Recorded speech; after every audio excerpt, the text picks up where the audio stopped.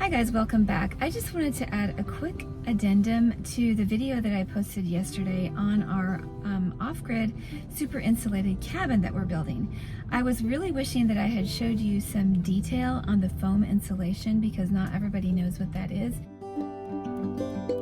And so I have just put together a little bit of a picture, not a tutorial, but just kind of a hands-on so that you can see what the foam insulation looks like.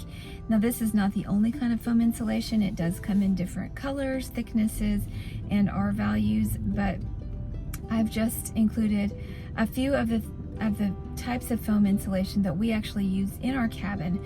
So I also am going to give you kind of a blast from the past. I'm looking back at some of the pictures from when we were actually putting the foam on the outside of our house, and wow, it almost makes me want to cry seeing how little our kids were and just seeing how much they were helping. And yes, a lot of nostalgia for me. And so I hope you enjoy this. It's not very long. I just wanted to give you really what the foam looks like, and that just helps you to put it in your mind, and so you can put this with the last video that I did on our super insulated homestead cabin, and maybe it will make a little bit more sense when you actually see the foam insulation. So without further ado, let's just go take a look at all that.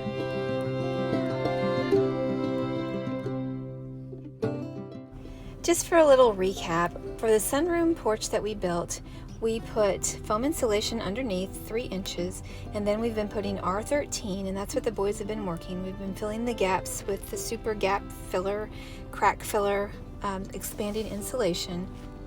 So you can be sure to check out the video from yesterday about more detail on all of the R values of the insulation that we've used on the house. This is just the underside of the sunroom porch that the boys have been building.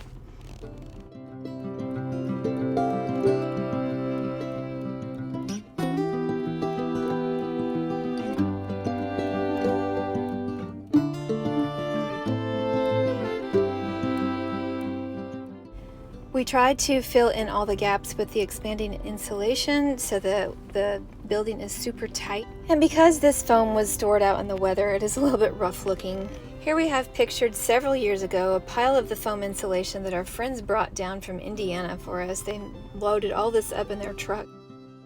You can find a lot more of the specifics on what we did for the super insulated roof on my blog with the article that is pictured on the screen.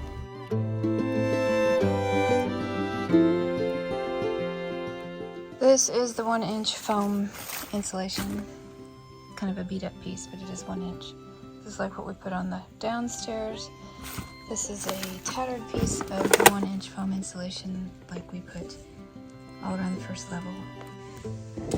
This is a piece of the 1.5-inch foam insulation, and this is a piece of the 3-inch that we've been using in various parts of the house. Here we are several years ago, Austin carrying sheets of 1-inch insulation for the outside. Look at how little Adam was. Greg was giving them a ride in the bucket truck as we did the roof and took up insulation on the lift. There's Austin. We all had a part in helping with this roofing project.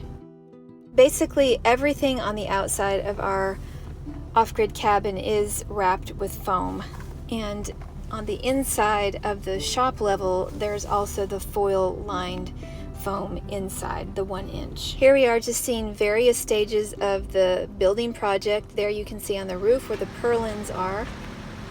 And when we had this lift rented, everyone had a part. We were all up on that lift at one time or another. It was terrifying for me because I don't like heights, but we did put all that insulation in the roof especially. So in the end, we have truly ended up with a super insulated cabin. It's still a work in progress, but we are very happy that we decided to do it this way because it's a very snug cabin, and I think we would do it that way again with the insulation. This wraps up my little recap. I hope that was a little bit helpful for you to be able to lay your eyes on the type of foam that we used, even though some of the pieces were a little bit rough looking. Be sure to follow us for more progress on our off-grid homestead DIY cabin, and thanks for watching.